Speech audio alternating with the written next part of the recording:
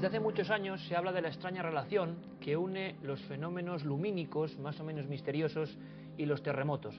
En muchas ocasiones, justo después de un temblor de tierras, muchas personas observan extrañas esferas de luz que parecen salir incluso de las propias grietas de la madre tierra.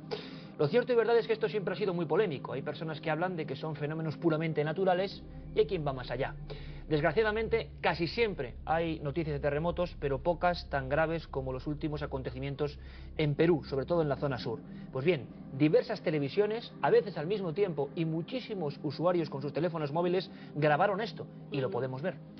La verdad es que sí, los espectadores nos han puesto tras la pista de esas extrañas luminiscencias que se estaban viendo en ciudades como Lima, Pisco.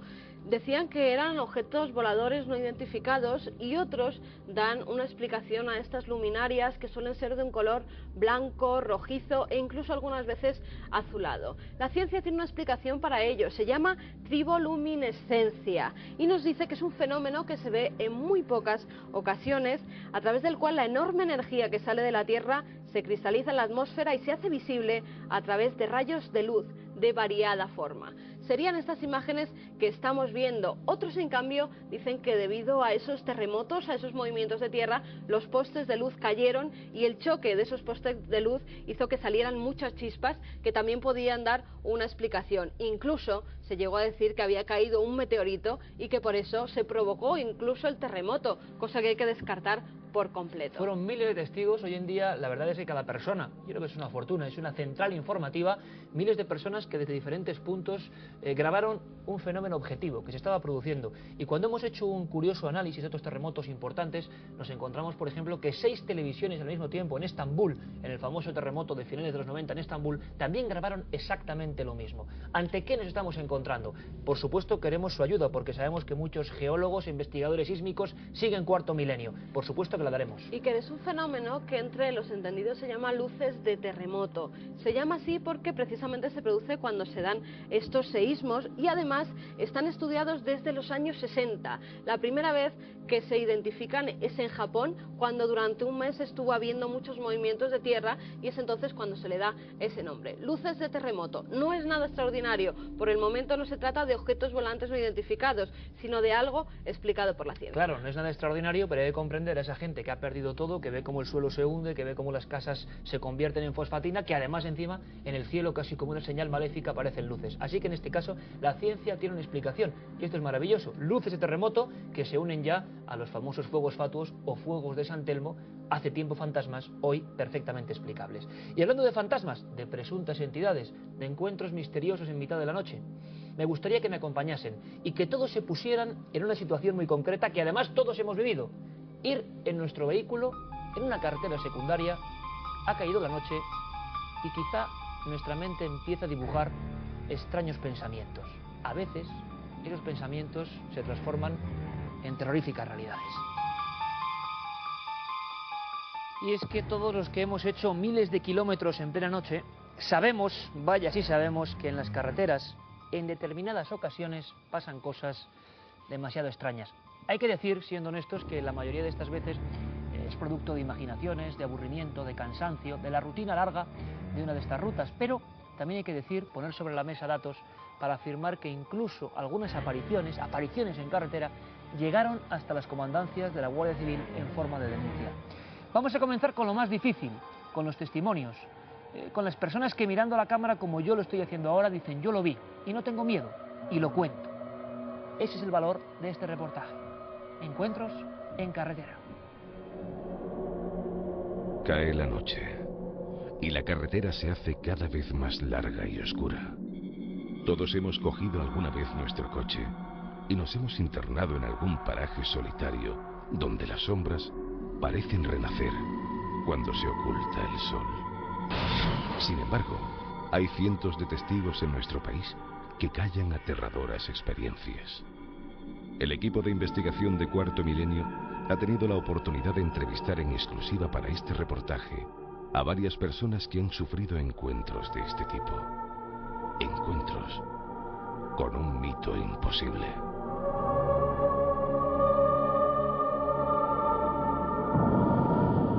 Y lo que sí me di cuenta después de ir pasando el tiempo y hablando con los demás que veníamos, que no se le veían los pies.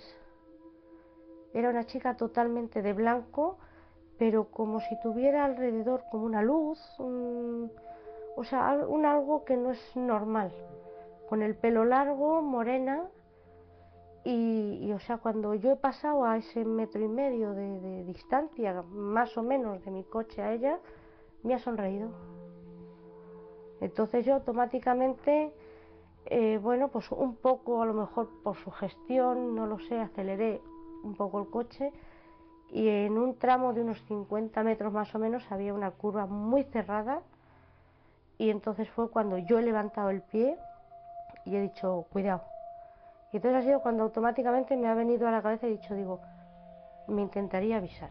Sin embargo, la experiencia que tuvo María Teresa Martín no es un hecho aislado en esta zona apartada de la carretera que pasa por las cercanías de la fría localidad burgalesa de Pancorbo. Esa chica de mirada ausente y sonrisa desconcertante se le ha aparecido a otros muchos viajeros. La mayoría silencian estas visiones. Otros solo se atreven a romper el hermetismo cuando se encuentran con otras personas a quienes también les ha ocurrido lo mismo. Según pudimos averiguar, son muchos los que identifican a esta muchacha con otra que falleció en este mismo lugar hace ya varios años. Me enteré después porque yo tengo familia en Miranda de Ebro y entonces me han dicho que es que ahí ha habido varios accidentes y que el último accidente parece ser que fue entre el año 91-93 más o menos, y que murió una chica muy joven. Yo a esa chica que vi, unos 20-23 años más o menos, físicamente le podía echar, más no, y me dijeron que había muerto una chica de 25 años en esa curva. Hay muchas ocasiones en las que la muerte súbita parece estar directamente relacionada con las supuestas apariciones que tienen lugar en las inmediaciones de las carreteras. Pero quizás pocos casos tengan unas implicaciones tan claras como el que pudo vivir Tomás Esosiaín cuando aún era un niño, mientras acompañaba a su padre en un viaje en camión. La verdad es que muy sobresaltado. La verdad que, bueno, era una noche bastante cerrada, íbamos por un puerto de montaña y claro, las carreteras ahora han variado bastante. Entonces cogimos un bache bastante fuerte y yo me desperté. Y a los 5 minutos o algo así, pues fijé mi mirada en el que está al delantero del camión y vi una sombra. Y luego vi que se definía una cara perfectamente. Un pelo largo, barba y demás. Y bueno, la vi perfectamente. El muchacho se sobresaltó ante aquella visión y avisó a su padre, a la vez que aquel frío rostro se esfumó del espejo. Sin embargo, la sorpresa sería estremecedora para los dos, cuando a la mañana siguiente compraron un periódico local en la ciudad donde pernoctaron. En la portada del mismo aparecía la misma cara que el niño había visto la noche anterior. Pues en principio sensación de estupor, de sorpresa, porque yo enseguida lo relacioné, no tenía ninguna duda. Al día siguiente paramos en un pueblo a descargar y demás, y yo lógicamente no sé francés, pero al pasar por un kiosco vi el periódico y me paré un momento a observarlo. Y en primera plana, en un recuadro poco más o menos pequeño, venía la foto de esa persona que había visto. Posteriormente mi padre me comentó, como por lo que ponía la noticia y tal, como que debía ser algún pintor de la zona, no sé si famoso o no, y que esa misma noche que yo había visto el rostro, tuvo un accidente de tráfico y cayó por un acantilado y murió. No todo lo que se ve en las carreteras por la noche son presuntos espectros de personas que antaño fueron de carne y hueso. En ocasiones, ese es el origen que le ha dado el pueblo. Pero hay otras en las que seres imposibles también hacen acto de presencia. Nosotros regresábamos para Vilanova y la Geltrú. En esto que cuando ya entrábamos, antes de llegar a la primera redonda de entrada hacia Vilanova, a unos metros de distancia veo la figura de una mujer. Parecía una mujer por la forma del traje que llevaba.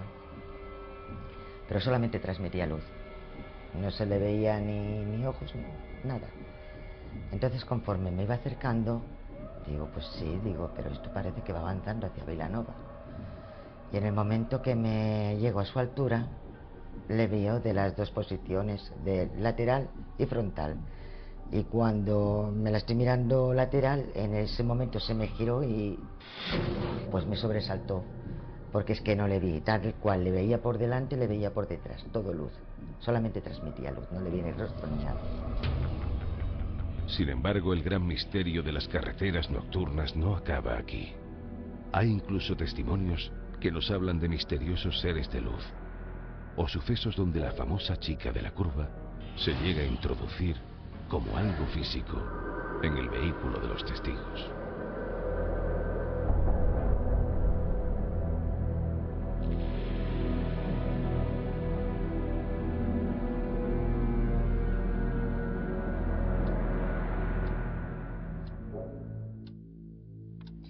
Desde el siglo XVII se viene hablando de las damas de la carretera, de personajes un tanto etéreos que paraban ya entonces los carruajes o incluso se subían a lomos del corcel acompañando al caballero y de repente se esfumaban. Es como si una gigantesca leyenda urbana, como un bucle que no sabe del tiempo ni el espacio, se fuese repitiendo en determinados lugares. Ha habido estudios de todo tipo, incluso de profesores universitarios como José Manuel Pedrosa de la Universidad de Alcalá de Henares, compilando este tipo de historias, categorizándolas prácticamente como un mito moderno basado quizá en algunos hechos reales. Hay otras obras como leyendas urbanas expresivas, demostrando que la más célebre de todas quizás sea hoy, en este siglo XXI, La chica de la curva, de nuestro querido compañero Santiago Camacho. Pero a mí me gustaría, impresionado todavía por escuchar a personas que hablan a la cámara, no es el amigo de un amigo como decíamos, sino que hablan a la cámara y lo cuentan, con esa sinceridad, con esa rotundidad. ¿Qué se esconde aquí? ¿Qué está pasando? Y para eso, como siempre, es un placer y un honor recibir por tercera temporada a nuestro querido asesor, psiquiatra forense, doctor José Cabrera. Buenas noches, bienvenido a tu casa, La Nave del Misterio. Buenas noches.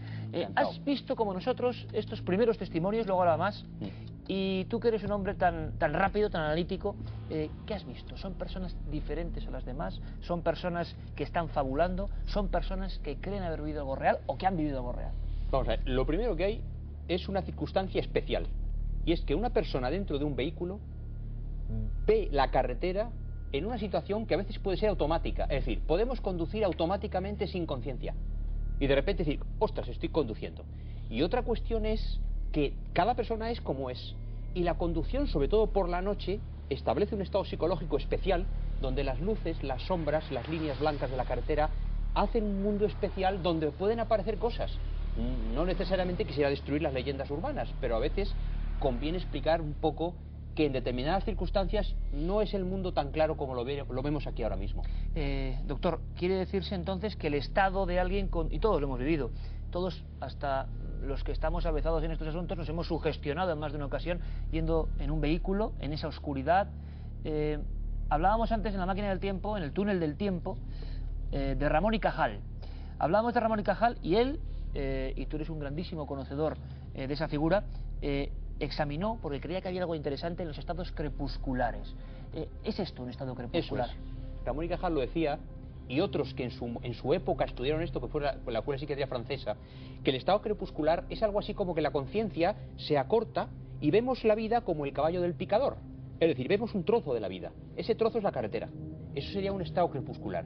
Y la atención se concentra en un trozo de carretera iluminada por unos focos, y la realidad esa es una realidad diferente a la normal. Es decir, una carretera con luz, con sol, sin sol, pero no son los focos enfocando un trocito de tu conciencia. Y ahí puede haber imágenes, puede haber historias, puede haber cosas que cruzan, y por ahí es por donde yo creo que desde el punto de vista psicológico se pueden explicar estas imágenes extrañas que forman parte ya de la leyenda urbana. Leyenda urbana en la que nosotros pensamos como un mito moderno, y he de decir, y Carmen, ahí estábamos, que abrimos las líneas de nuestro programa hermano de Milenio 3, llegaron 1200 testimonios con nombres y apellidos, y ahí sí que sufrimos una especie de shock, personalmente lo digo, porque, caramba, una leyenda urbana, pero que cuenta con testimonios de gente que es honesta, por lo tanto, doctor, que no fabula o no miente conscientemente. No, por supuesto. Es decir, una persona que puede ser un camionero, puede ser un taxista, puede ser una persona normal, sobre todo casi siempre por la noche, porque en la noche hace que la oscuridad obligue a que los focos solo iluminen un trozo de tu campo de conciencia.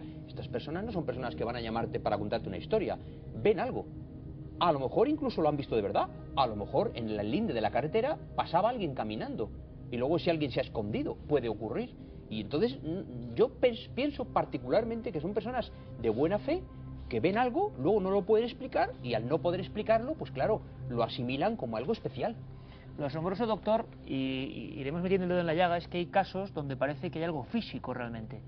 Y hoy tenemos, además, hay que decir una exclusiva importante, un hombre además con largo historial en la policía, es decir, curtido en lo que es ver imágenes duras, y un hombre que además lo van a conocer, honesto, bueno, pues se encontró con algo que incluso pudo subir al coche. Y esta es la historia quizá más tétrica y más impresionante, ya no solo ver una visión, que puede ser de cualquier tipo, y luego, doctor, hablamos de alucinaciones, visiones que son, sino que comparte el coche durante unos kilómetros. Santiago Camacho de este libro, totalmente recomendable, Leyendas Urbanas. Santi, bienvenido a una temporada más. Muchas gracias, Iker. Este lugarteniente de la nave del misterio y querido compañero que investigó mucho, y yo no sé si tú crees que hay algo, un sustrato que puede ser real en todo esto. Estoy convencido, y de hecho no ha sido un convencimiento al que he llegado a la primera. Cuando escribí ese libro en aquel momento, traté el tema de la chica de la curva como algo parte del folclore contemporáneo, es decir, como una historia ficticia que por mecanismos de transmisión verbal pues ha ido proliferando como cualquier otra leyenda urbana. Vaya. Sin embargo, aquel programa al que hiciste mención también supuso para mí el inicio de pensar, vaya, aquí a lo mejor hay algo. Y desde entonces decidí profundizar en el tema, buscando precisamente ese sustrato real, y me encontré con muchas sorpresas. A día de hoy yo estoy firmemente convencido de que estamos hablando de un fenómeno real, de la naturaleza que sea, es decir, puede ser de naturaleza psicológica o de cualquier otro tipo, pero de un fenómeno universal. Estamos hablando de una historia que sucede desde hace muchísimo tiempo. Los primeros relatos podríamos remontarlos incluso extrapolando a tiempos bíblicos. O sea, mucho antes de lo que decían algunos especialistas de folclore del siglo XVII, más atrás incluso en el tiempo. E incluso hay datos tan curiosos como que el 13 de abril de 1975 la policía austríaca dio una recompensa, o ofreció una recompensa a quien pudiera dar informes sobre una misteriosa chica de la curva que ya había provocado un par de accidentes en la zona de la frontera entre Austria y Alemania, y por tanto la propia policía se hacía eco y ya alarmada pues dijo, vamos a ver si esto tiene un sustrato real, porque realmente así lo parecía. Con lo cual yo, de creer que era mero folclore a estar convencido de que hay un fenómeno real, insisto, de la naturaleza que sea, pues ha habido un cambio grande y ahora mismo estoy convencido de eso. Vamos a seguir ahondando desde el punto de vista de la investigación, desde el punto de vista sanamente escéptico y científico del doctor Cabrera. Y Carmen, me gustaría que viésemos un mapa que hemos hecho muy interesante, porque aquella noche mágica, hace ya 4 años en Milenio 3, recogimos, como decíamos, 1.200 testimonios, y son muchos. Y hicimos una especie de recorrido, de escaneo de nuestro país, y veíamos, y esto es curioso, que en determinados puntos muy concretos se repetían en ocasiones por decenas los testimonios de personas que además no se conocían entre sí. Teníamos una historia con la que podíamos comenzar brevemente, Carmen, quizá la primera que ocurre en España. Esto es muy interesante, doctor, porque hay también una leyenda de que la pareja o las personas que se encuentran con la figura y la suben en su coche llegan a denunciar ante la Guardia Civil.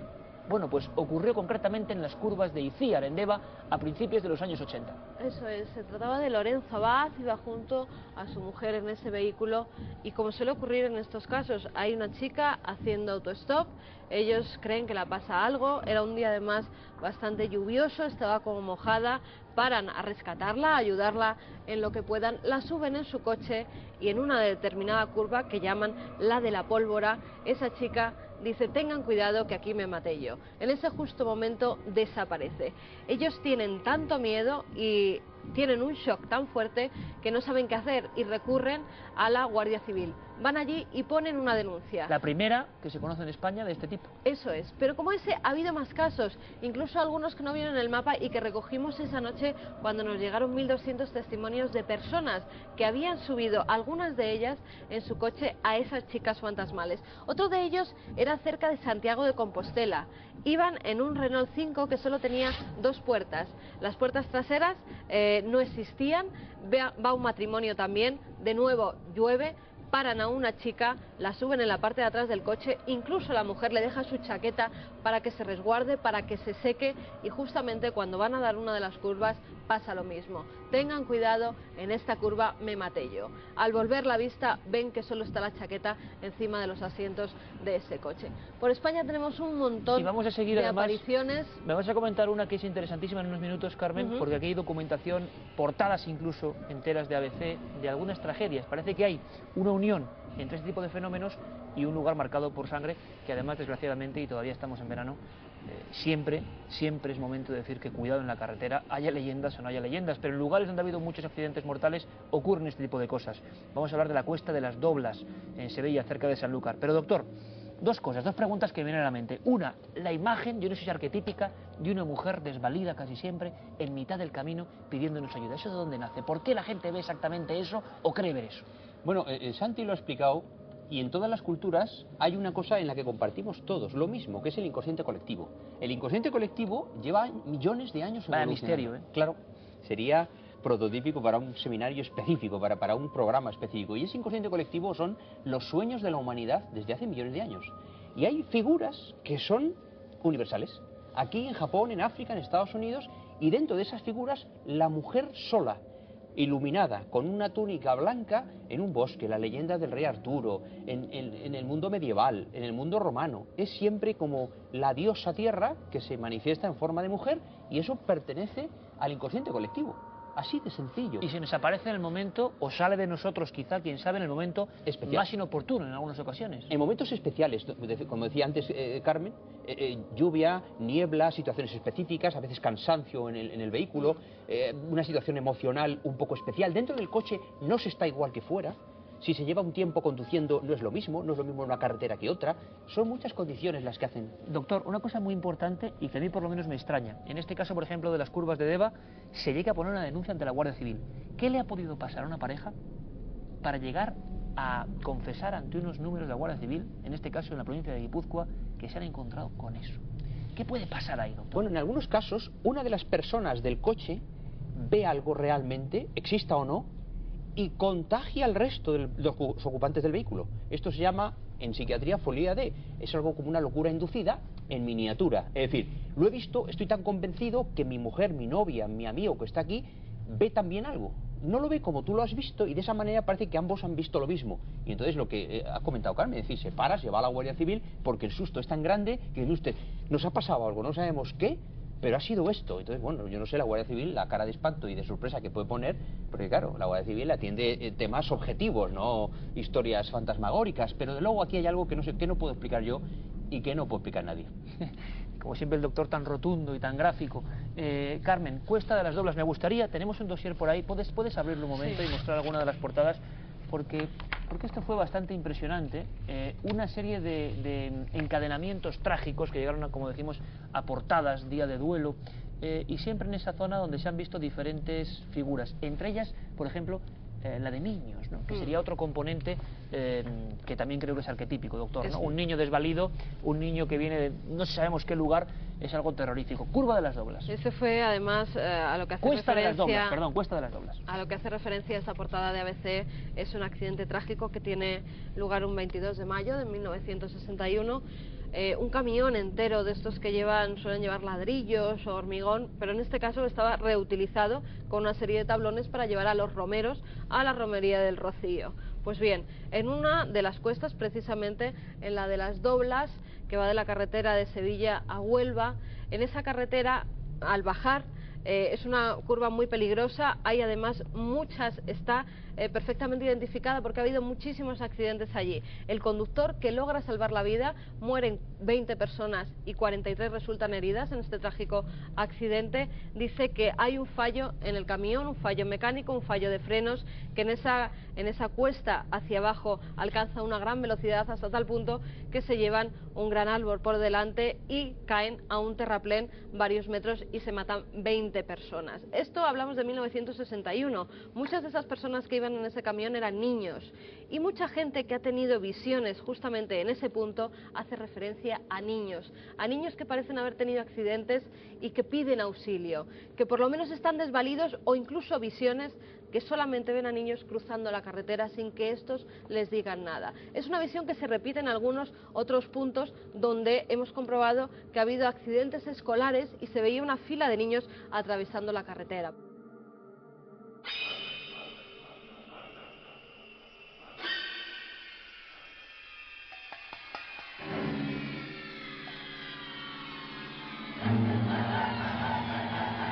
Estamos haciendo ese puzzle y parece, Santiago, tú que te has metido a fondo en leyenda o no, que hay una conexión directa, como decimos, en lugares luctuosos, como en tantas parcelas del misterio, lugares marcados por desgracia, por tragedia, por accidente, y luego pasan estas cosas. Y mucha gente no es consciente de que hayan pasado estos accidentes, pero reviven estas alucinaciones, estas visiones, estas lo que sean, allí justo. Sí, de hecho, lo que estamos introduciendo es una faceta muy interesante del fenómeno, que es que esté muchas veces localizado en un sitio. Este mapa nos da la geografía española, pero hay dos lugares en el mundo, en concreto, donde el fenómeno se da con una frecuencia inusitada y generalmente a forasteros, es decir, a personas que no están avisadas de la tradición local de que allí se aparezca una señorita de estas, y que van luego efectivamente alarmados a la policía o a la gendarmería, en el caso que sea, y a denunciar esto. Uno de ellos es el túnel de Belchen, en Suiza. Allí es un túnel que efectivamente ha tenido cierta tradición de siniestralidad, tampoco ha tenido ningún accidente espectacular como la otra zona a la que vamos a hacer referencia, pero efectivamente ahí lo que se parece es una anciana que aparece dentro del túnel, lo cual llama bastante más la atención. Tal vez ahí estaríamos hablando de otro tipo de arquetipos y de otro tipo de imágenes del inconsciente colectivo, y que efectivamente pues algunos afirman que están a punto de atropellarla, otros que la han atropellado y ha desaparecido. En fin, es una historia curiosa y que sucede muy frecuentemente. El otro es en Estados Unidos y es la autopista 365 a la altura de la localidad de Little Rock, Arkansas. Pues yo creo que la comisaría de Little Rock no pasa semana, 10 días máximo, sin que un camionero, un forastero o un viajante, un excursionista se pase por allí diciendo que la ha tenido. En Little Rock lo que sucede es el caso típico, es decir, señorita que pide ser llevada a un sitio y cuando está charlando el conductor con ella vuelve la cabeza y ya no está. En algunos de los casos es curioso porque son casos en que un coche de 3 puertas llevaba conductor, un acompañante, y la persona, la joven desconocida iba en el asiento de atrás y no tenía puertas, lo cual provoca aún más extrañeza y más susto a los que la llevan. Y es precisamente eso, ¿por qué esos sitios y no otros tienen una recurrencia de casos mayor que los demás? Yo creo que es una de las partes más fascinantes del misterio. No, lo que pasa, Iker, que yo en este asunto exploraría físicamente esos sitios, porque dase el caso de que hay sitios particularmente propensos a cruces de luces, ya sea que haya niebla o no, pero hay sitios particularmente especiales donde la luz, a través de los árboles, a través de un reflejo en un lago cercano, incluso espejismos que se han dado en carreteras, a veces va uno por la carretera y la ve como si fuera agua. Es decir, hay muchos elementos. Yo soy médico y no veo las cosas con tanto misterio, las veo quizá demasiado reales, y por eso siempre... El problema es cuando ya lo subes en tu coche. Eso es. ¿Qué puede pasar ahí, doctor? Claro. ¿Haya ocurrido algo realmente? ¿Se ha malinterpretado un hecho? ¿Pueden ser hechos naturales que luego han cogido otro rumbo y interpretamos como Hombre, una visión es fácil que tenga una explicación de que estás cansado, hay niebla, los focos, etcétera. Tanto como que alguien suba en tu coche, tú lo visualices, hables con él y luego desaparezca, yo me parece, yo si a mí me dices ahora voz de pronto, ¿qué pasa? Digo, este señor ha bebido algo, ha tomado algo, está intoxicado, tiene un cuadro epiléptico, yo qué sé. O sea, yo tendría que dar una explicación de ese tipo, porque si no, es físicamente inexplicable que aparezca una figura y desaparezca. Pues dentro de unos minutos, doctor, vamos a tener, como decíamos, un testimonio de esos que nos deja impresionados vivamente, y además con un hombre valiente, evidentemente, que lo cuenta con una rotundidad tremenda porque a él le ocurrió así. Ahora, ¿qué pasó? Pues tendremos que intentar por lo menos indagar. Nos vamos a marchar hasta ese caso, donde vamos a tener una sorpresa, como digo, con unos casos tremendos, extraños. A veces lo que se aparece, como en el caso de Tordera, carretera de Tordera, provincia de Barcelona, recibimos un sinfín de noticias de la visión de muchos camioneros, de los amigos del volante, de la rosca, que tanto siguen estos programas, de un hombre con un maletín, otro quizá arquetipo tremendo, pero coincidían en personas que además no se conocían entre sí. En la curva del castillo de Miravet, cerca de Plasencia, nos hablaban de la figura lánguida de un hombre anciano que miraba, que estaba en un punto, en un peñasco, y que incluso movilizó a varios miembros de la policía local. Se descubrió después que había habido un suicidio, un anciano harto de vivir se había lanzado, se había despeñado por esas rocas. Pero también me gustaría hablar, Carmen, para dar un poco un giro a un tema que desde luego es tétrico, que hay lugares, se habló de una curva cerca de Guardamar del Segura, donde había muchos testigos, varios, que hablaban de que eso les había salvado, en vez de haberles provocado un miedo, ¿no? También existe esa especie de versión que parece más del ángel de la guarda, de lo que nos protege, que algo tremendo, ¿no? Además, esta carretera la conozco perfectamente, he vivido muchos años allí y son cientos las personas que te cuentan la historia, lo primero, de la dama blanca de Guardamar del Segura. Que la conocen, ¿no? Porque luego hay que decir que estas historias, claro, ocurre un caso, pero luego se cuentan, se multiplican por 100. Claro, sí, pero te cuentan y te cuentan siempre la misma descripción. En este caso, la dama blanca de Guardamar es una dama que se aparece hacia la noche de San Juan, cerca del río Segura, que pasaba antes, ahora lo han desviado, que pasaba por allí, y es la carretera que va desde Guardamar hacia el pueblo de Rojales. Es una carretera interior, tiene bastantes curvas, y en una de ellas dice que se ha aparecido una dama, que también la identifican como la que se aparece precisamente en Guardamar, y que lo que hace es salvarte de un peligro. Es decir, se la topan de frente. Normalmente los conductores lo que hacen es frenar, y gracias a ese frenazo y a que el conductor aminora la velocidad, no tienen un accidente pocos metros más adelante, o bien porque un coche va adelantando en dirección contraria, o bien porque ha habido un accidente, o bien porque hay niebla y no ven que hay un obstáculo en medio de la carretera. Bueno, historias de todo tipo. Ustedes, como siempre, deben pensar lo que deseen, extraer su propia conclusión, pero a la vuelta, como digo, tenemos una sorpresa, y a mí me gusta mucho que en esta mesa alguien nos cuente una de esas cosas imposibles, pero que han ocurrido. Van a disfrutar de ello, o a sobrecogerse con ello, aquí en unos minutos, en Cuarto Milenio. Encuentros en la carretera, un tema polémico, un tema desde luego distinto, pero un asunto que han vivido cientos de personas, si no miles, en nuestro país. Nos hemos puesto en contacto con muchas de ellas, y nos ha dejado muy impresionado, personalmente lo digo, esa sensación de absoluta honestidad, de contar una historia que han creído vivir o han vivido. ¿Qué explicación tiene? Hemos visto la escena típica, arquetípica, decía el doctor Cabrera, de la imagen de la mujer desvalida en mitad de un bosque, algo que se repite quizá desde el cerebro más primitivo del hombre. Hemos visto también, o hemos sentido, que hay otras historias donde lo que se cruza, por ejemplo en la Sierra de la Cena, según muchos testigos totalmente fiables, es una anciana que incluso hace un extraño gesto al cruzar. Hay historias de mujeres que, por ejemplo, no tienen piernas o no tienen brazos. Incluso hemos recogido, en las cercanías de la ciudad de Burgos, historias sobre, por ejemplo, un tronco flotante, un torso, o cuerpos mutilados directamente. ¿Qué son? Visiones de lo más profundo de nuestra mente, visiones de los terrores más internos del ser humano que de repente, como en un clic misterioso, aparecen en mitad de la ruta. Con toda la honestidad también nosotros queremos decir que no sabemos nada y que desde el punto de vista de la ciencia, del folclore, de la investigación y del testimonio vamos a intentar ahondar un poco más. Para mí es un placer y un privilegio presentar aquí a Ángel Asencio, porque él primero fue amable para recibir las cámaras de Cuarto Milenio. Tengo que decirles que vi lo que él contaba, me quedé muy impresionado por la rotundidad de sus palabras, y hizo todo el equipo un esfuerzo tremendo en que Ángel estuviera esta noche aquí. Porque hay que ser valiente para defender una historia de este tipo, y me gustaría dar la bienvenida muy especial a un valiente como don Ángel Asencio. Ángel, bienvenido, buenas noches, estás en tu casa. Muchísimas gracias, sí, que buenas noches. Ángel, más de 10 años, ¿no?, en la policía, y yo que respeto muchísimo y tengo una gran admiración por nuestra fuerza de seguridad, 10 años viendo de todo. O sea, no eres un hombre especialmente impresionable, ¿no? No, de todo. De todo, además, en el servicio que yo he hecho, el 091 en Madrid, concretamente, pues del año 80 hasta el 91, pues sí, de todo. Todas las emergencias, accidentados, suicidios, disparos, accidentes, de todo. Y sin embargo, Ángel, a pesar de esa larga carrera, de 11 años en Madrid como policía, ahora te dedicas a las labores en empresas de seguridad. Sí. El miedo, yo no sé si miedo, la inquietud, la sensación que tú tuviste en esta aventura, en esta vivencia que nos vas a contar, fue distinto a todo lo que habías sentido antes, ¿no? Totalmente distinto. Distinto, pero de la noche a la mañana. No es una situación de riesgo, es una situación que yo no controlaba. Que yo cuando me di cuenta de que ahí pasaba algo anormal, el miedo, por llamarlo de una manera, o sea, no sentí miedo, sentí que aquello era desconocido para mí, no lo podía controlar, y por eso huí de allí tan rápido como pude.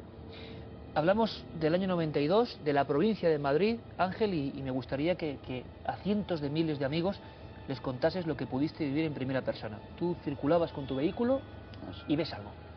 Exactamente. Yo voy de la carretera Manzanares, venía a Guadalí en la Sierra, iba a dirección Villalba. Entonces, Manzanares, el Real, este pueblo tiene un lago enfrente a un pantano. Cuando cruzas el pueblo está muy iluminado, pero el choque con la oscuridad en esa nacional es brutal. O sea, pasas el pueblo y la carretera, esta nacional, entras en una oscuridad total, supongo lo conocéis. Y bueno, nada más pasar el pueblo, pues no fueron ni 200 metros. Fue instantáneo, fue en el arcén, veo una silueta y en el mismo segundo la veo, le doy la golpeo. ¿La atropellas? Con el lado derecho, no atropellar, por encima ni por debajo, la golpeo. Con el faro derecho, con el ángulo derecho del golpe, yo siento el golpe, siento el ruido y me detengo. O sea, vi una silueta quieta, nada más verla, no pude reaccionar. Sentí un golpe, pero un golpe ligero en el coche. Entonces yo detengo el coche, abro la puerta y salgo corriendo, carretera hacia atrás. Y pues esta persona, veo la silueta otra vez, estaba en el arcén, de pie, una señorita bastante delgada, lleva un vestido, no se puede decir, tipo hippie, de gasa, blanco pero con dibujo. Con dibujos, algo así desenfadado, ¿no? De los años 70, ¿no? Un vestido además que parece no apropiado para una época ya de frío. Por supuesto, no, estábamos a mediados de febrero y en esa zona de la sierra, pues, te puedes imaginar, muy ligera ropa. Además recuerdo ya manga corta, el vestido era de manga corta, y bueno, pues yo le pregunto, digo, por Dios, digo, ¿qué le he hecho? Digo, pero le he dado, y la señorita me decía, no, estoy bien. Entonces yo... ¿Cómo era la voz, Ángel? ¿Llegas a escuchar la voz? Normal, es normal, baja, hablaba tranquila, o sea, por supuesto, como si yo le hubiera dado un golpe, pues tendría otro acento, ¿no? Estaría más alterada, ¿no? ¿Tranquila? O sofocada, tranquila, normal, una voz normal. Me dice que está bien, que no le ha pasado nada. Y digo, pero por Dios, digo, si yo sé que le he dado, digo, le he rozado. Dice, no, estoy bien. Bueno, y le pregunto, digo, ¿pero qué hace usted aquí a estas horas? ¿Dónde va usted? Dice, no, es que vengo de La Paz. Digo, ¿de La Paz? Digo, a estas horas, ¿y quién le lleva o quién le trae? Dice, he venido en autobús. Dice, estoy de 9 meses y he tenido un derrame. Digo, ¿quiere que la lleve? Por favor, ¿dónde va usted? Dice, vivo en La Pedriza, en el camping. Todo esto sin yo gesticulo, ella no gesticulaba. ¿Qué edad le calculabas, Ángel, más o menos? 28, 26 años. ¿Una mujer joven? Sí, joven, muy delgada, muy blanca de tez, sin color ninguno, pelo color del trigo, trigueño, pelo mal peinada, muy mal peinada, lacio, media melena. Bueno, le digo que la acerco, yo por favor, la acerco porque aquí le va a pasar algo. Se monta en el coche, yo con el teléfono llamo entonces a casa, Teníais un teléfono de aquellos, Sí, de los primeros que se incorporaban al Sí, vehículo, ¿no? exactamente, sí. Llevaban el maletín detrás. Llamo a casa y digo, mira, me ha pasado esto, voy a acercar a esta persona al camping en La Pedriza. Mi mujer entonces me dice, sí, acercar, claro. Bien, pues en el camino, en el trayecto, si conocéis esa carretera, es estrechita, de montaña, vas entre pinos. Bueno, entonces yo, lo poco que podía fijarme, al mirar, conforme le preguntaba, le decía, bueno, ¿y su marido?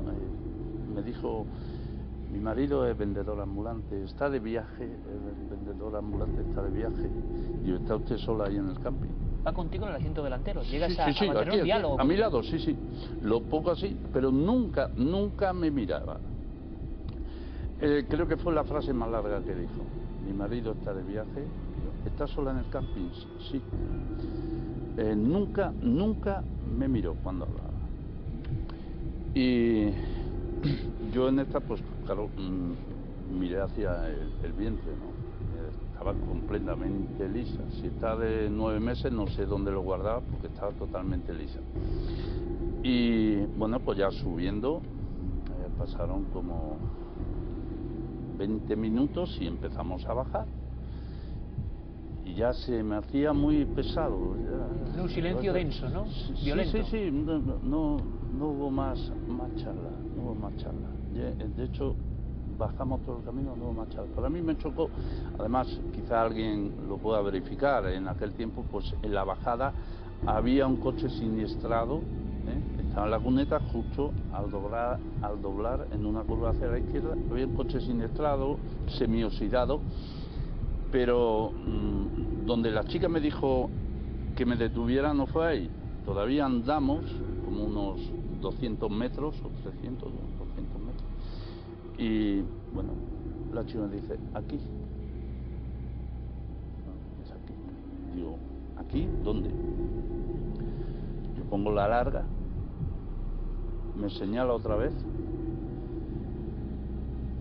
Me meto a la derecha, como no hay arcén, no hay cuneta, perdón, pues entro directamente en el campo, en la hierba, pongo la larga del vehículo y veo que pues pinos, que no hay nada, es todo campo, no hay una luz. Si hay un camping tiene que haber una luz, un algo, ¿no? O cuanto menos que hubiera sido la entrada del camping, no hay nada. Y digo, aquí, y ya se estaba bajando. No me dio la gracia, no dijo adiós, buenas noches ni nada.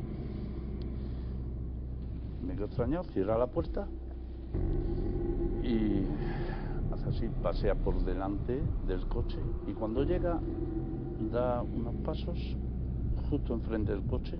Yo tenía la larga puesta, entonces la veo más detenidamente, ¿no? Realmente me llamó la atención el vestido, como comentamos antes, el vestido vaporoso, ¿no? Anticuado, podemos decir, ¿no? Da 2 pasos y vuelve la cara hacia mí, hacia el coche. Yo la estaba mirando, naturalmente. Pero cuando le miré a la cara, no sé cómo expresarlo, no había mirada, no tenía ojos. No te digo, había una calavera, no había una calavera, era el rostro de esa persona, pero no había ojos, Dos huecos, no había dos orificios. sensación de mirada, había un vacío. O sea, algo en mí me dijo que eso no era natural, o sea, que algo no iba bien. No le vi los ojos. Y no por la sombra, no, simplemente vi una profundidad, algo que era normal. ¿Qué sientes en ese momento? Sentí que se me erizó todo y me agarré al volante y a la palanca a cambio. Pero en ese justo momento, esa persona o lo que fuera, siguió andando, dio uno y al segundo paso que dio, delante mía del coche, 4 metros, simplemente dejé de verla. O sea, enfocando con las largas. Sí. O sea, como estoy viendo el decorado, o sea, desapareció. ¿Y qué haces? Pues entonces sí se me removió todo por dentro. Sentí como que aquello aquello por muy valiente que sea, no lo controlas. Sentí miedo. No pavor, pánico, no, miedo. Sentí ganas de salir de allí cuanto antes. Es cuando llamas a tu mujer, ¿no? Cuando estás... No, aún no. Yo salgo de allí y recuerdo que incluso al vehículo le doy contra 2 árboles, concretamente al dar marcha atrás. ¿Por el nerviosismo, por la sensación? Sí, o sea, no me quería parar a mirar por el retrovisor. Di marcha atrás, unos metros, y topó detrás. Y metí primera, segunda y salí. Y en uno de esos derrapes también le doy al lateral izquierdo al vehículo. Luego, al llegar a la confluencia con la misma nacional, cuando sales del Parque La Pedriza, vas a dar a la misma carretera que hablamos antes de Manzanares. Justo en ese momento el teléfono, no me había dado cuenta, pero sonó un pitido que se ve cogió cobertura otra vez. Entonces, en ese momento yo pues llamo a mi señora para contarle lo sucedido, ¿no? Lo extraño estaba yo pues un poco nervioso. Como es natural, por otro lado. Naturalmente, entonces llamo, digo, mira lo que me ha pasado, ¿qué tal y tal? Le voy relatando, entonces mi mujer me cortaba la conversación. Me decía, Ángel, espera un momento, Ángel. Y claro, yo pensaba, digo, algo ha pasado en casa, o no entendía por qué. Digo, ¿me estás escuchando? Digo, Ángel, me acabas de colgar cuando me has llamado que ibas a llevar a esa persona. Me acabas de colgar. Y nada más colgar, ha sonado el teléfono ahora y me estás contando esto. Digo, no. Digo, no. Yo he llevado a esta señorita que te dije y hace más de media hora de esto. No, Ángel, me acabas de colgar y nada más colgar ha sonado y te lo has vuelto a llamar, has hecho 2 llamadas seguidas. Sí, seguidas. Entonces digo, voy para casa y yo la verdad. Así fue. No, a mí me gustaría preguntarle, Ángel, si ese día venías del trabajo. No. ¿De dónde venías? Venía de ver a mi hermano. Bien. ¿Ese día habías trabajado mucho? ¿Estabas un poco cansado quizá o no? No. ¿Habías hecho muchos kilómetros? No. ¿Tampoco? Desde Cabanillas de la Sierra hasta Manzanares. ¿Y habías tenido ese día algún tipo de disgusto, alguna cosa especial, algo familiar, alguna historia, una conversación intensa con tu hermano, algo que tuviera que ver con la familia? O sea, el estado de ánimo tuyo era nada especial. Templado. Eso fue una visita, pues, pero aunque hubiera habido algo así. Ya. No sé, son cosas que todos tenemos y no por eso... No, pero es que es importante... Pero Ángel, no es el caso. Claro, pero es importante porque cuando uno cuenta estas cosas, y Ángel lo ha contado, Ángel ha sido policía, y un policía es un observador se nota, por naturaleza. Al describir cada medida, ha descrito cada elemento... el traje, ha descrito todo, entonces... Un informe, ha hecho un informe, Ángel. Claro, efectivamente. Entonces, para mí, que lo que ocurrió fue real. Es decir, una chica, probablemente con un trastorno psíquico, que vivía no se sabe dónde, o que salía, estaba perdida, o que estaba por ahí, pues oye, topaste con ella, se sentó, tal. Lo que ocurre es que en algún momento de esta historia hay algo que no cuadra, claro, porque tú no vas a inventarte que una chica te ha golpeado el coche, que la has sentado, que la has visto, eso es imposible, y menos siendo un profesional de la seguridad. Donde todo empieza a no cuadrar es cuando tú la vuelves a mirar con las luces largas, me has dicho antes, ¿no? Sí. Y como que no tiene mirada. Yo quiero recordar que las luces largas a corta distancia tienen un efecto reflejo, y esto se ve en la niebla. Cuando hay niebla y uno pega las luces largas, hay un efecto de rebote y por eso recomiendan llevarlas cortas. Quiero decir que quizá es una explicación racional para algo que tú ves y sientes como extraño. Porque, doctor, si no fuera así, ¿qué? Si no fuera así, solo cabe una explicación médica, y es que lo que he explicado antes del automatismo, es decir, que durante un tiempo muy corto de su conducción, él hizo una conducción automática. Y cuando se conduce automáticamente, no se es totalmente consciente, sino solo de una parcela de tu conciencia, que se llama la conducción automática. Y en ese intervalo pueden ocurrir cosas que parece que ha pasado un cuarto de hora o media hora y han pasado segundos nada más. Lo que es cierto, doctor, es que sí, periodísticamente creo que es un caso de primer nivel, es muy extraño, ¿no? Sí, que alguien, muy extraño. Y con la categoría laboral de Ángel Asencio, pues claro, lo describe de esta forma, ¿no? Claro, no es la visión de un amigo, una cosa fugaz, algo que a él le ha pasado y lo cuentas tal y como lo sentiste. Yo, si me permite, doctor, yo me pregunto si usted buscaría una explicación profesional, si usted hubiera ido como conductor en vez de yo. Sí, sí. Porque yo en todos estos años he procurado no pensar en aquel día, no por nada, sino porque no tengo explicación.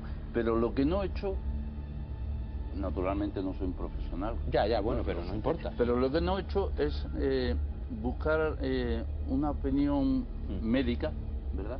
Porque sé que no encontraría satisfacción, no lo sé. Yo no encontraría satisfacción a lo que yo vi, y le aseguro que lo vi. Ángel, no lo dudo. Y en la familia, en tu entorno familiar, tu mujer, por ejemplo, ¿esto qué supuso, ¿no?, en aquel momento? Imagino que ella cree fielmente en lo que le contabas, sí, y es algo muy duro, o sea, vivir esto y que tu marido, que además con esa experiencia en vivir 1000 historias como policía, hemos tenido policías, compañeros que han visto cosas. También partícipe Claro, de determinada claro. forma ¿Cómo lo a través vivió? del teléfono. Cuando yo se lo cuento, pues bueno, ella un poco, quizás, como tú bien dices, estaba acostumbrada un poco a algunos relatos, pero sí, pasó mucho miedo. La verdad es que no quisimos hablar más. Como pasa en muchos testimonios, es mejor, como mucha gente lo hace, doctor, Santiago, Carmen, los seguidores, apartarlo un poco, ¿no?, porque no se entiende. Exactamente. Y además, no te lo he comentado, yo al día siguiente voy al cuartel de la Guardia Civil. Ah, caramba. Voy al cuartel de la Guardia Civil y, bueno, la única explicación que me dan es que es imposible que yo subiera allí, porque allí no hay nadie en el camping, porque no es temporada, está cerrado. Entonces allí no puede haber nadie acampado. Tú te presentas en el cuartel de Guardia Civil al día siguiente, fríamente, para describir lo que has visto. Exactamente. Porque crees que hay alguien que está ahí. También me dijeron, bueno, fue solo un comentario de un guardia civil, dice, de todas maneras, esto parece ser que ha pasado alguna vez por aquí. Y pues, cierto fue el es, único hay que comentario. decirlo, Ángel, cierto es que nosotros en ese programa recibimos algunas llamadas de personas que en ese tramo de la carretera, bueno, pues conocían esta historia. Aquí sí es cierto, doctor, hay que decirlo, y Santiago bien lo sabe, tener mucho cuidado, porque sí que es cierto que el mecanismo de la leyenda urbana existe.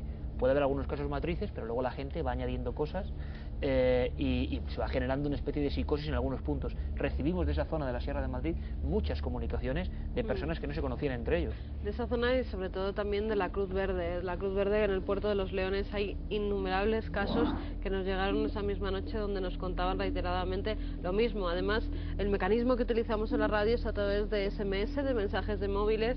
Hay una especie de aparato que hace que te lleguen en segundo a segundo esos mensajes y no tienen conciencia unos de otros de lo que están diciendo. Porque sobre todo no hemos comentado ciertas zonas. Efectivamente, soy yo la que está viendo segundo a segundo cómo llegan esos mensajes desde diferentes móviles, ya que se queda el número de los móviles y coinciden en las zonas y en los testimonios de lo que ven. Es decir, una chica que suele estar haciendo autostop o que da el parón a los coches para que la ayuden de determinada forma.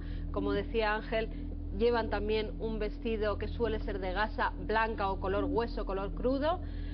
Suelen ser también o morenas o rubias, ahí hay variaciones, y lo mismo, no miran nunca a los ojos directamente.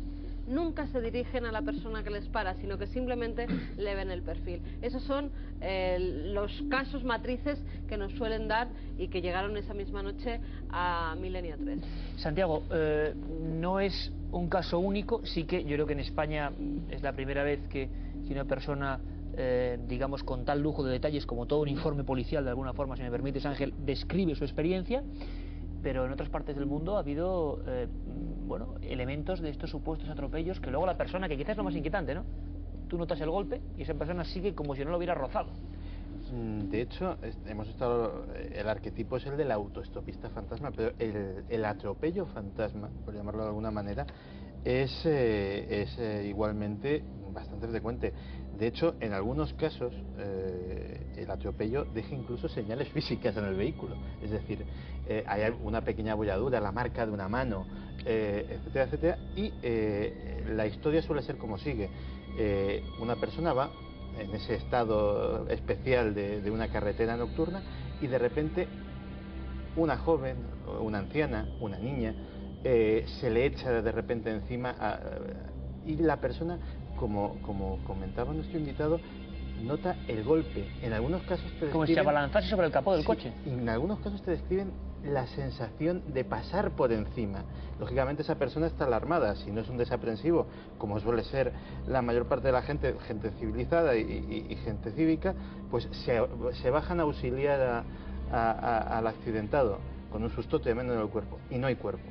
Lo que está muy claro es que hay áreas un poco, las visiones, se han hablado de alucinaciones sinagógicas, sinagómicas, bueno, da la sensación de que muchos científicos se han acercado a un umbral extraño de esos estados donde se ven cosas, y como ocurrió en su día a Ramón y Cajal y a otros, no les hicieron caso, estaban indagando en un área muy brumosa y no les hicieron caso. Lo que sí puede poner en tela de juicio el caso de Ángel y tantos otros que esta noche verán su experiencia de otra forma, es que hay un campo incluso médico, psiquiátrico, periodístico, antropológico, para indagar, y que habitualmente, como hacen los testigos por propio temor, y es comprensible, si me pasara a mí también quizá lo hiciese, es apartarlo, ¿no? Que igual no hay que apartarlo, sino poner lucecita, taquígrafos sobre estas cosas oscuras de nuestra propia mente, ¿no? Hay que hablarlo todo. Y Ángel, en mi opinión, esto, hoy lo está hablando aquí, por primera vez, pero esto hay que hablarlo. Cualquier fantasma interior, cualquier cosa que uno cree que ha visto o que ha visto y no lo comprende, debe hablarlo, porque cuando lo hablas, lo sacas de dentro. Si se queda dentro, se convierte como una especie de tumor psíquico que está dentro y te está haciendo daño. Estamos tocando un material que no sabemos bien cómo entender, pero sí me gustaría, y por supuesto agradezco a Santiago Camacho, gracias a ti, doctor, qué decirte, como siempre, gracias por ilustrarnos, pero sí que es cierto que a mí me gustaría dar especialmente las gracias a Ángel Asencio, porque no es fácil, porque hay que ser, y es lo que demandamos de la gente. Estoy seguro, Ángel, que esta misma noche, a esta misma hora, un sinfín de personas que no acaban de comprender lo que les pasó, o familias que han vivido experimentos y experiencias de este tipo y no saben, la han apartado, te estarán viendo con mucho agrado, porque para ellos será la demostración de que lo que han visto no era ninguna ensoñación, que les pasó a ellos también. Entonces estás ayudando a mucha gente que ha vivido este tipo de experiencias que no sabemos lo que son, si tienen explicación o no, pero esta noche tú les has ayudado, y eso es muy importante, Ángel. Muchísimas gracias por tu testimonio. A vosotros. Muchísimas gracias. Nos quedamos todos así, ¿no? Como muchas veces en Cuarto Milenio, ¿no? Que no sabemos qué hacer, vagamos entre la ciencia pura que nos ilustra el doctor, intentando siempre con respeto llegar a un punto de partida en las investigaciones de Santiago, en los archivos de Carmen, que vemos que estos casos ocurren otras veces, pero es maravilloso. Aquí tenemos el testimonio para que ustedes lo disfruten, y seguramente el debate en cada casa tendrá un sentido. Aquí simplemente hemos puesto los datos con la ayuda de este buen amigo que hoy se ha puesto en esta mesa, que es la mesa del misterio. Carmen, vamos con fotos. Después de esto solo faltaban las fotografías de Cuarto Milenio. Alguna curiosa también hay. Fotos de Cuarto Milenio.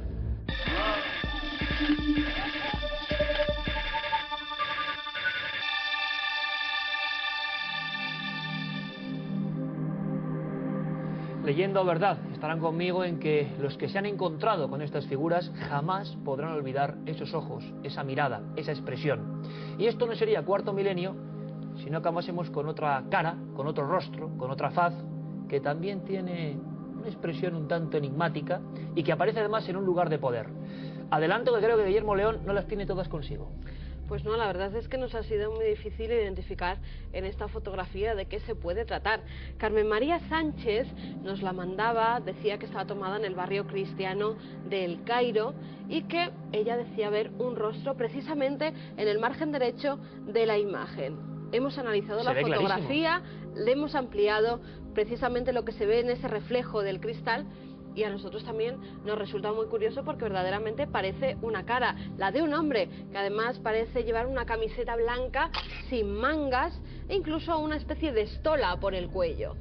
Tiene la cabeza bastante calva también, como podemos apreciar, pero ¿dónde estaba? No se trata de ningún reflejo, de ningún cuadro, de ninguna estatua y de una persona. Vemos en la fotografía, al ampliar la imagen, que tampoco puede haber nadie, como nos muestra la propia telespectadora. Entonces, ¿de qué se trata? ¿O verdaderamente había alguien escondido en una de estas columnas que están en el margen derecho?